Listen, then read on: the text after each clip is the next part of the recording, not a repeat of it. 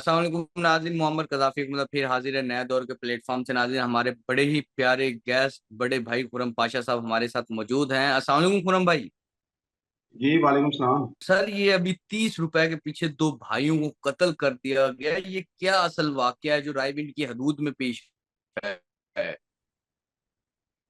गजाफी भाई, ये दो भाई थे जिनका तल्लुक कसूर के इलाके से है। और दोनों भाई मेहनत मजदूरी के लिए लाहौर आते जाते थे। तो हम्म। ये वापस अपने घर जा रहे थे, हम्म। तो रायविंड के करीब वहाँ पे एक छोटी सी मंडी बनी हुई है। फल फरोश वहाँ पे खासी तादाद में होते हैं। तो एक रेडी से ये केले हम्म। खरीदे इन्होंने, एक दर्जन। तो 130 रुपये दर्जन थे। तो इनके पास 100 रुपया खुला था, बाकी चेंज मतलब खुले पैसे हम्म। नहीं थे। तो इन्होंने उस रेडी फरोश से कहा कि आप इस तरह करो कि ये इसमें से तीस हम्म। रुपए के केले आप निकाल दो, हमें 100 रुपए के ही दे दो। बस हम्म। इस मामूली सी हम्म। बात पे तल्ख कलामी हुई, जो बढ़ते बढ़ते एक झगड़े की हम्म। शक्ल इख्तियार कर गई। तो उस हम्म। फल फरोश जो था, उसने अपने दीगर साथियों को भी बुला लिया। अच्छा, जो हम्म। उसके दीगर साथी थे वो करीब ही कहीं ना क्रिकेट खेल रहे थे। तो उनके हाथ में बैट हम्म। भी थे। और वो लोग आगे, हम्म। उन्होंने आके पहले वाजिद को मारा है। वाजिद हम्म। बड़ी शदीद जख्मी हालत में गिर जाता है। उसके सर पे बैट मारे जाते हैं, कोई लोहे के राड, कोई आहनी चीजें ऐसी थी कि जो उसके सर पे मारी हम्म। जाती हैं। तो जो वाजिद हम्म। का दूसरा भाई है राशिद, वो उसको बचाने के लिए उसके ऊपर आता है और वहां पे चीखो पुकार कर रहा है कि बचाओ। अच्छा, ये सितम जरीफी का आलम देखें कि वहां पे लोगों का खासा रश है। लेकिन बजाय इसके कि लोग उनको छुड़ाएं, आपस में इस झगड़े को रोकें, वहां पे लोग बेहिसी का आप आलम देखें कि वहां खड़े वो लोग वीडियोस बनाते रहे सारे मामले। तो हम्म। जिस वक्त वाजिद जख्मी होके शदीद जख्मी हालत में गिर जाता है, उसका सर उसके भाई राशिद की गोद में होता है। और राशिद ने, हम्म। जो वीडियो आई है वो हम अपने नाजरीन को दिखा तो नहीं सकते, लेकिन वो वीडियो हम्म। देखी भी नहीं जा सकती कि वो उसके चेहरे को, हम्म। उसने वो खून निकल रहा है तो उसने हाथ आगे रखा हुआ है उसके चेहरे का ताकि खून का बहाव रोक सके। तो पीछे से वो मुलजम आता है दोबारा, और उसने आके इतनी जोर से वो राशिद के सर पर उसी बैट से वार करता है कि राशिद भी वहां गिर जाता है। हम्म। फिर हम्म। अगली आप इसमें सितम जरीफी देखें कि ना 1112 टाइम पे पहुंचती है, 15 पे कॉल की जाती है, मुकामी पुलिस टाइम पे नहीं पहुंचती। तो उसके बाद हम्म। वहाँ रायविंड के ही एक मुकामी हॉस्पिटल में इन दोनों भाइयों को पहुंचाया जाता है। बाजिद की तो हम्म। जो जराये बताते हैं कि मौके पे ही डेथ हो गई थी। हम्म। राशिद की हालत खराब थी और वो एक कोमे की कैफियत में चला जाता है। वहां से उसको मुंतकिल किया जाता है जनरल अस्पताल लाहौर।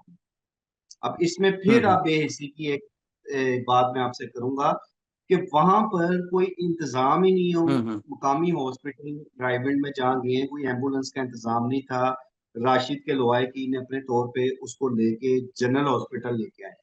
अच्छा, जब जनरल हॉस्पिटल लाहौर लाया जाता है, तो यहाँ भी उसके ट्रीटमेंट के लिए तखीरी हरबे इस्तेमाल किए जाते हैं कि डॉक्टर्स ये कहने से, ये कह के उसका इलाज करने से इनकारी होते हैं, तो पुलिस केस है, तो पहले पुलिस को बुलाया जाए। अब इसका मुकदमा दर्ज होता है थाना रायविंड सिटी में। एक जो मरकजी मुलजम है, हम्म। उसकी तस्वीर भी आ गई हम्म। है कि जो बैट लहरा रहा है और बैट से मार रहा है, उसे हम्म। गिरफ्तार कर लिया गया है। बाकी लोग अभी हम्म। गिरफ्तार नहीं हुए, क्योंकि कहा यह हम्म। जा रहा है कि वो काफी सारे लोग थे जो उस फल फरोश के साथी थे, उन सब ने मिलके मारा। लेकिन असल जो वो जख्मी हुए हैं, जो उनके सर पर बैट मारे गए हैं, कोई आहनी राड मारा गया हम्म। है, उस वजह से उन दोनों भाइयों की डेथ हो गई है। अच्छा, ये था अब तो हम्म। वाकया। लेकिन हमारे माशर हम्म। की बेहिसी इसमें नुमाया तौर पर नजर आ रही है कि लोग बचा नहीं रहे, लोग हम्म। वीडियोस बना रहे हैं वहां खड़े होकर। अगर इस लड़ाई पर बिल्कुल। स्टार्ट में ही काबू पा लिया जाता, इर्द गिर्द के लोग बीच में, इर्द गिर्द के लोग दरमियान में इन्वॉल्व होके बीच बचाव करा देते, तो शायद ये दो कीमती जानें ना जाती। और दूसरी तरफ आप ये देखें हम्म। कि ना बर वक्त वहाँ 1112 पहुंची है, ना वहां पे मुकामी पुलिस पहुंची टाइम पर। और उसके बाद एक अगले क्या ज्यादती हुई है, जो वाजिद और राशिद के लवाहकीन ने बताया है कि 40 घंटे तक हमारे वकुए की FIR ही दर्ज नहीं की गई। वाजिद दम तोड़ अच्छा। चुका था, उसके बावजूद भी एफआईआर दर्ज नहीं की जा रही थी, और एफआईआर के इंदराज में भी तखीरी हरबे इस्तेमाल किए जा रहे हैं। वाजिद की वफात पा जाने हम्म। के बाद एफआईआर का इंदराज होता है, और उस दौरान तक राशिद भी दम तोड़ चुका होता है। तो ये इसमें जहाँ ये झगड़ा हुआ सिर्फ 30 रुपए की खातिर, उसके बाद आप मुतलका महकमों की भी कारकर्दगी का अंदाजा लगा सकते हैं, वहाँ के लोगों हम्म। की बेहिसी का भी अंदाजा लगा सकते हैं, और पुलिस की वो रवायती सुस्ती और काहली का भी अंदाजा लगा सकते हैं कि 40 घंटे तक एफआईआर का इंदराज ही नहीं हुआ उस वकूए के बाद। इस हवाले बिल्कुल। से मैं चाहूंगा कि हमारे प्रोग्राम के थ्रू डीआईजी ऑपरेशन और फैसल कामरान तक ये बात जानी चाहिए, क्योंकि वो तो हम्म। खासे इस हवाले से मुतरक भी होते हैं, और इस मामले को बड़ा संजीदगी से लेते हुए नोटिस भी लेते हैं कि अगर एफआईआर के इंदराज में कोई तखीरी हरबा इस्तेमाल किया जाए। बिल्कुल। अच्छा खुरम भाई, एक ये जो मुल्जमान है जिन्होंने ये मारा है वाजिद को, और जो माजिद है उन्हें जो मारा है, तो क्या उससे बाद जो मुल्जिम है उनको गिरफ्तार कर लिया गया है? सीसीडी का बड़ा नाम चल रहा था, क्या वो उस उनकी जानिब से कोई एक्शन वगैरह हुआ है? जी, अभी उनका एक जो मरकजी मुलजम था उसे तो रायविंड सिटी इन्वेस्टिगेशन पुलिस ने गिरफ्तार किया है, और एक अफवाह सरगर्म थी कि सीसीडी के हाथों अपने इंजाम तक पहुंच गए हैं, लेकिन ऐसी कोई बात नहीं। अभी मेरी आपसे गुफ्तगू करने से पहले सीसीडी काम के साथ बात हुई है, तो उन्होंने कहा ऐसी हम्म। कोई बात नहीं, ना वो हमारी कस्टडी में है मुलजम, वो रायविंड सिटी इन्वेस्टिगेशन की ही कस्टडी में है मुलजम। तो ये जो हम्म। हमसे मंसूब ये बातें की जा रही हैं कि शायद हम हम्म। उसको अपनी तहवील में ले आए हैं और हम वो अंजाम तक पहुंच गए, ऐसी कोई बात नहीं। ये सिर्फ अफवाहें सोशल मीडिया पर इस वक्त चल रही हैं, ऐसी बात, हम्म। इस बात में हकीकत कोई नहीं है।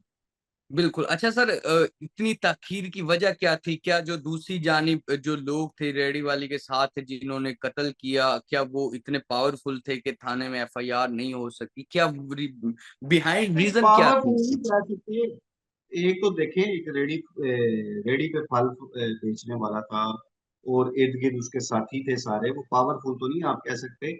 लेकिन ये बदकिस्मती से जितना मर्जी सिस्टम को अपग्रेड कर लें, लेकिन पुलिस का एक जो रवायती सलूक है, रवायती इनका एक बिहेवियर है, उसे चेंज करने में कामयाब नहीं हो सके। ये सिर्फ एक सुस्ती है, गफलत है, लापरवाही है कि आप हम्म। दो कीमती जानें चली गई हैं और उस मुकदमे का इंदराज नहीं कर रहे, हम्म। और मुख्तलिफ हरबे इस्तेमाल कर रहे हैं तखीरी। इसमें कोई असर और रसूख भी नहीं था कि एक तो ये देखा जाता है कि मुलजम पार्टी बहुत स्ट्रांग है, शायद इस वजह से ऐसा हो रहा है। तो यहाँ तो ऐसा कोई देखने में नहीं आया कि वो शायद बड़े बासर हैं और उनकी वजह से मुकदमा दर्ज नहीं हम्म। हो रहा। ये एक वही बिल्कुल। रवायती इनका तरीकेकार है, जिसकी वजह से अवाम हमेशा पुलिस के साथ नाला रहती है। बिल्कुल। तो नेक्स्ट क्या होगा? अब इन पे 302 के मुकदमात होंगे और सजाएं क्या किस तरह होंगी? क्या चीजें होंगी अब इस केस में? जी, जाहिर है इसमें 302 की दफा के तहत जो मुकदमा दर्ज किया गया, मुलजम गिरफ्तार है। अब उसका हम्म। पुलिस तफ्तीश करने के बाद उसे जुडिशल कर देगी, और फिर कोर्ट में जब चालान जमा हो जाएगा तो फिर एक ट्रायल चलेगा मुलजम मुलजम का, और फिर कोर्ट की स्वाबदीद पर है कि वो उसकी लिए क्या सजा, उसे क्या सजा देती है। तो सर 30 रुपए के पीछे क्या वो जो रेहड़ी वाला था, मतलब कि वो क्या बात असल क्या हुई थी कि मतलब वो देना नहीं चाह रहा था, वो कहते कि पूरे पैसे लो, क्या असल और क्या बात थी इसमें? नहीं, मैंने आपको आगाज में बात बताई थी कि 130 रुपए के दर्जन केले थे। जब उन्होंने हम्म। खरीदा तो उनकी जेब से 100 रुपया निकला, और कहा हम्म। यह जा रहा है कि उसके बाद वाजिद की जेब में 5,000 का नोट था। तो वो रेडी हम्म। वाले ने कहा, जो केले फरोख्त कर रहा था, उसने कहा था मेरे पास 5,000 का चेंज नहीं है। तो उसने हम्म। कहा फिर इस तरह करो कि इसमें से 30 रुपए केले आप निकाल लो। बस इस बात से उनका हम्म। वहां पे तलखी तो हुई, उसमें तो और कोई सिर्फ ऐसी बात बात नहीं तलखी थी है। जिस पे गुस्सा आ जाए या कोई वो बंदा आपा चीज हो सिर्फ ये पाए। है कि बिल्कुल इसमें बात है कि बर्दाश्त नहीं ना है, हमारे माशरे में जो एक बर्दाश्त का अंसर खत्म होता जा रहा है। और हम्म। वैसे भी अगर आप देखें कि बाज औकात आज ये जितने रेडी बान होते हैं, ये लोग वैसे ही बड़ी बदतमीजी से गुफ्तगू भी करते हैं, और बाद में अगर कोई इनके साथ कोई मामला हो जाए तो फिर ये कहा जाता है जी गरीब मारी हो गई है। लेकिन अगर आप उमूमी तौर पे इन लोगों के रवैये चेक करें तो रवैया जात इनके इतने बेहुदा होते हैं, इस किस्म की ये गलीज़ ज़बान भी इस्तेमाल करते हैं जो अमूमन हमें अपनी सोसाइटी में देखने को ये मामलात मिलते हैं। तो वहाँ भी डेफ़िनेटली कोई आपस में तल्ख़ी हुई, तल्ख़ी बढ़ते-बढ़ते बात हाथापाई हम्म। तक पहुँच गई और हाथापाई के बाद जब उसके साथी आ हम्म। गए, तो उसके बाद 2 कीमती जानें चली गई। हम्म।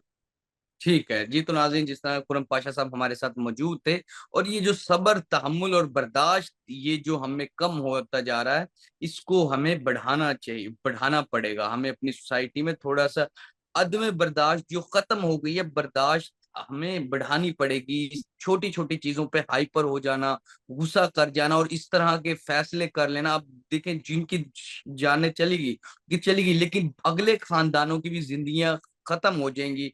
302 के मुकदमात होंगे, सारी जिंदगी जेल में रहेंगे और वालदैन परेशान होंगे। ये तमाम चीजें अगर ये थोड़ी सी बर्दाश्त कर लेते तो शायद मामला यहाँ तक ना पहुंचता। फिलहाल के लिए नाज़रीन, मोहम्मद कजाफी को और खुरम पाशा को नया दौर से इजाजत दीजिए। खुदा हाफिज।